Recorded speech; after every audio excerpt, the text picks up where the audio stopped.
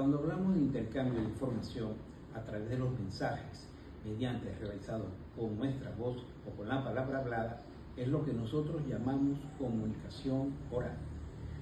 Este es un intercambio de información que lo observamos cotidianamente en nuestros diálogos, las llamadas telefónicas, en los debates, en las reuniones de condominio, en todo ámbito de nuestra comunidad lo vamos a notar. La comunicación oral es una forma directa y efectiva de transmitir una información en tiempo real. Cuando hablamos de principios básicos de la comunicación oral, es necesario cumplir con estos requisitos, ya que esto nos va a orientar a que seamos más efectivos en nuestra conversación. Tenemos que tener claridad en nuestra información que vamos a transmitir. Tenemos que ser concisos en nuestra información, tenemos que ser breves. No tratemos de prolongar nuestras conversaciones o decir cosas que no son necesarias. Debe ser coherente la comunicación oral.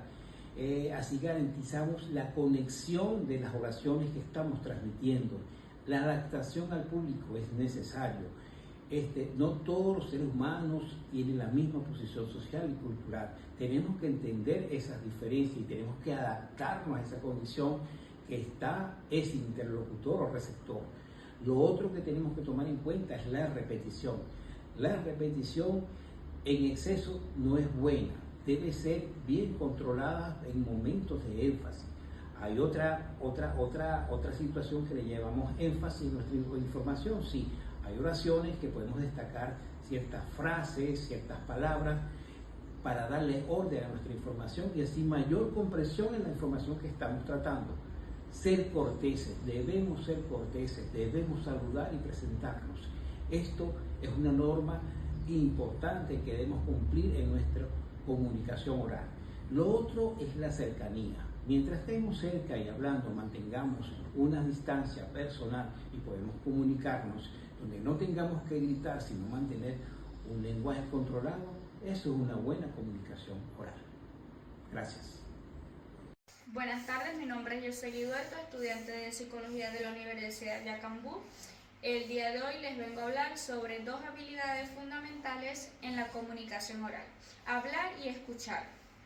Estas dos capacidades no solo son esenciales para transmitir y recibir información, sino que también construyen relaciones, resuelven conflictos y fortalecen la comprensión mutua.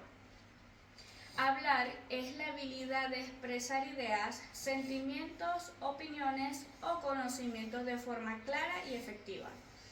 En los aspectos claves del habla tenemos la claridad, la coherencia, la entonación, el ritmo y el lenguaje corporal.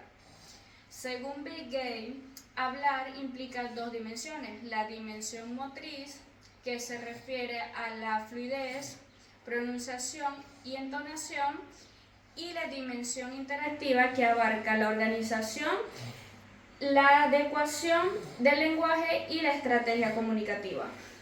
Escuchar es el arte de comprender. Escuchar no solo es oír, implica prestar atención, interpretar y responder adecuadamente a lo que la otra persona te está diciendo. Los tipos de escucha: escucha activa, implica atención, contacto visual, gestos de interés y respuestas adecuadas al tema. La escucha empática va más allá de las palabras, tratando de entender los sentimientos de la otra persona. La escucha crítica analiza el mensaje, juzgando su validez o intención. Al igual que hablar, escuchar también se aprende y se entrena. Para comunicarnos eficazmente no basta con saber hablar, también es esencial saber escuchar. Las habilidades orales bien desarrolladas mejoran nuestras relaciones, aumentan nuestra comprensión mutua y evitan malentendidos. En definitiva, hablar y escuchar son dos caras de la misma moneda.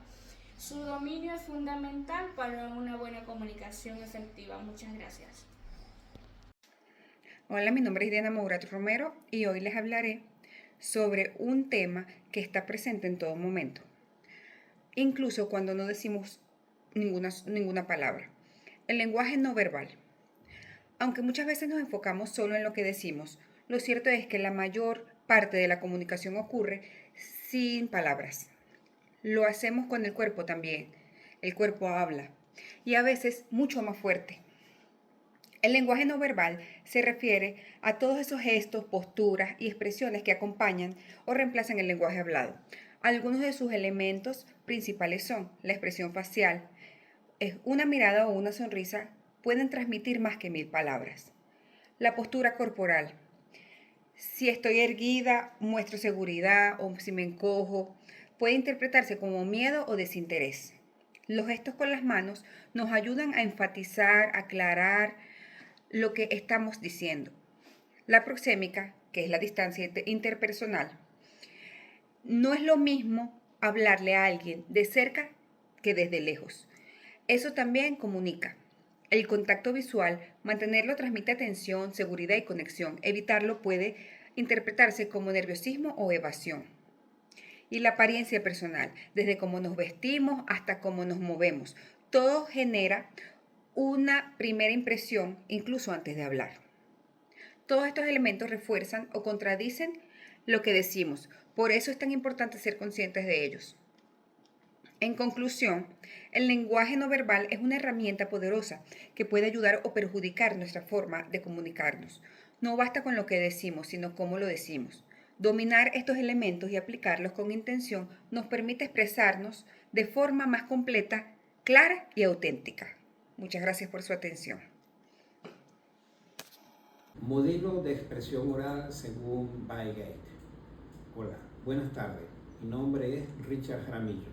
Hoy vamos a hablar del modelo de expresión oral propuesto por Baigate en 1987. Este modelo es aplicable solamente a comunicaciones plurigestionadas o plurales. Mejor dicho, una comunicación compuesta por más de 2 interlocutores. Ejemplo, tenemos una entrevista de empleo, una entrevista periodística, tenemos un debate, una rueda de prensa, una rueda de negocio o una rueda gerencial. Baigate plantea de manera abstracta 2 pilares importantes, que es los conocimientos y las habilidades. Los conocimientos simplemente es la información psicolingüística del interlocutor, incluyendo el dominio del lenguaje, el léxico, la gramática. Además, dentro de estos conocimientos entran lo que llamamos las rutinas comunicativas. Entre eso tenemos la experiencia, tenemos la repetición, tenemos los temas de situación, las intervenciones o los turnos preparados. Hay que tener en cuenta que aquí influye mucho el estado sociocultural. El otro pilar importante son las habilidades. Las habilidades son los comportamientos, conductas de actos, de expresión. Entre estas tenemos las habilidades de conducción, las habilidades de negociación, las habilidades de producción y las habilidades de corrección. A la final aparece la expresión. ¿Cómo nosotros interpretamos o hacemos que este modelo sea funcional? Todo comienza en la misma entrevista o en el mismo debate. El interlocutor lo primero que tiene que hacer es planificar el discurso. ¿Cómo lo planifica? Tiene que armar un tema, seguidamente hacer su contenido. Su contenido es importante y ahí entra lo que llaman las habilidades de conducción. Seguidamente vienen las habilidades de negociación. Durante la realización del discurso, este tiene que ser explícito y que ser comprendido por el otro interlocutor, que le llamamos evaluación de la comprensión. Hay que tener en cuenta que hay que ser claro y conciso y coherente. Entre otras habilidades tenemos la de producción, que es donde se facilita la información y se compensa la conversación o la comunicación o la retroalimentación de los interlocutores. La final, si hay alteraciones en el léxico o gramática, están las habilidades de corrección que permite dar una mejor expresión y así se encuentra el léxico. Hola, mi nombre es Fernanda Arroyo y hoy quiero compartir con ustedes un tema que vivimos a diario, pero no siempre somos conscientes de ello. Hablar frente a otros es parte de la rutina, pero hacerlo de forma segura, clara y con un propósito requiere de algo más. lo que conocemos como oratoria, el arte de hablar eficazmente en público, que no solo es hablar bonito, sino estructurar bien las ideas, conocer a quién nos dirigimos, utilizar un tono y gestos adecuados y asegurarnos de que el mensaje llegue con claridad. Sus principales propósitos son informar, persuadir y entretener.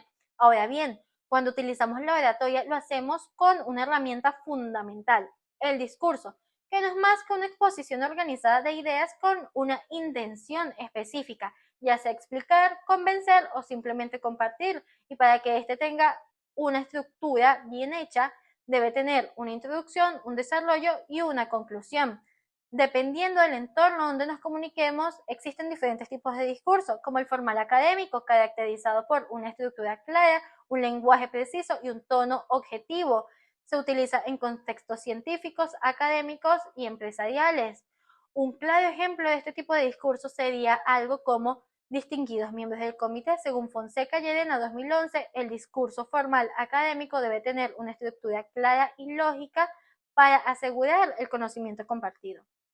Por otro lado, nos encontramos con el lenguaje coloquial, utilizado en la vida cotidiana. Es relajado, espontáneo, emocional. Sale a relucir con la familia y amigos. Una frase típica de este tipo de discurso sería: ¡Ah, ¡Nahuara, qué susto! Se me olvidó que tenía exposición. Como pueden notar, la oratoria y el discurso van de la mano. La primera es la habilidad y la segunda la forma de emplearlo, dependiendo del contexto, a quién se dirige y con qué propósito. En otras palabras, saber expresarnos bien mejora la comunicación, pero también mejora la manera en la que conectamos con el mundo y los demás.